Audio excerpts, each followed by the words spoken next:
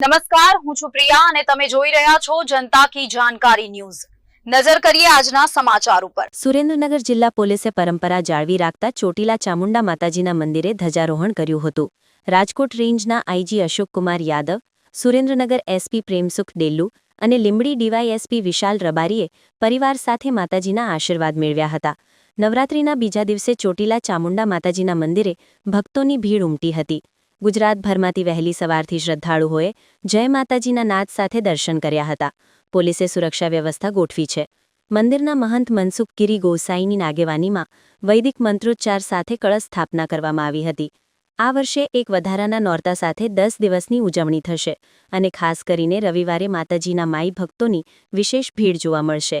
તેમજ મંદિર વ્યવસ્થાપકોએ પીવાના પાણી અને નિઃશુલ્ક ભોજનની વ્યવસ્થા કરી છે। ચોટીલા ચામુંડા માતાજીનું મંદિર પૌરાણિક મહત્વ ધરાવે છે। માન્યતા મુજબ ચંડ અને મુંડ નામના અસુરોનો વધ કર્યા બાદ માતા કાળીને ચામુંડા તરીકે ઓળખવામાં આવ્યા। આ ડુંગર માતાજીનું નિવાસસ્થાન માનવામાં આવે છે અને આજે કરોડો માઈ ભક્તો માટે આસ્થાનું કેન્દ્ર બની ગયું છે। નવરાત્રિમાં માની ભક્તિ તેમજ અનુષ્ઠાન પણ કરે છે, જ્યારે આ દિવસોમાં માતાજીના મંદિરે ભક્તોની ભારે ભીડ રહે છે। ભક્તો માતાજીના મંદિરે ચાલીને તેમજ સાયકલ લઈને અને સંગ લઈને આવે છે, જ્યારે માતાજીને શ્રીફળ, ચૂંદડી, સાકર, લાપસી જેવા વિવિધ પ્રસાદ પણ ધરાવે છે।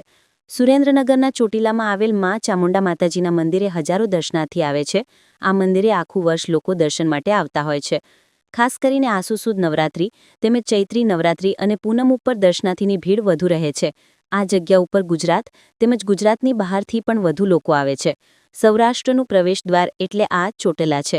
મંદિર દ્વારા મહાપ્રસાદ પણ લોકોને મળી રહે તે માટેની વ્યવસ્થા કરવામાં આવે છે। ભક્તો મંદિરે દર્શન કરીને ધન્યતા અનુભવે છે। નવરાત્રીમાં આઠમ ઉપર હવન પણ કરવામાં આવે છે। નવરાત્રી દરમિયાન આરતી રોજ વહેલી સવારે 5 વાગે અને સાંજે સૂર્યાસ્ત બાદ કરવામાં આવશે। ડુંગર ઉપર સાંજની આરતી બાદ રાત્રે માતાજીનો દરબાર ભરાય છે, જેમાં 64 જોગણી અને કાળ ભૈરવ પણ હોય છે।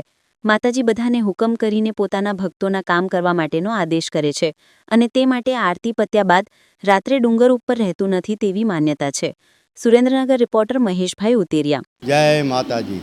શ્રી ચોટીલા ચામુંડા માતાજી ચોટીલા ડુંગર ઉપર આ નવરાત્રિ આજે તારીખ 22/9 ને સોમવારના દિવસે પહેલા નોરતાનો પ્રારંભ થઈ રહ્યો છે અને યાત્રિકોનું ઘોડાપુર પધારી રહ્યું છે માતાજીના દર્શનનો લાભ લેવા। અને આઠમ મંગળવારે એટલે કે 30/9/2025ના દિવસે અમે રજોડાથી પગપાળા છેલ્લા 15 વર્ષથી સંઘ લઈને આવીએ છીએ। માતાની અસીમ કૃપાથી નવરાત્રિ પહેલાં 4 દિવસ પહેલાં અમે નીકળીએ છીએ અને નવરાત્રિના પહેલા નોરતે અહીંયા અમે પહોંચી જઈએ છીએ સંઘ લઈને।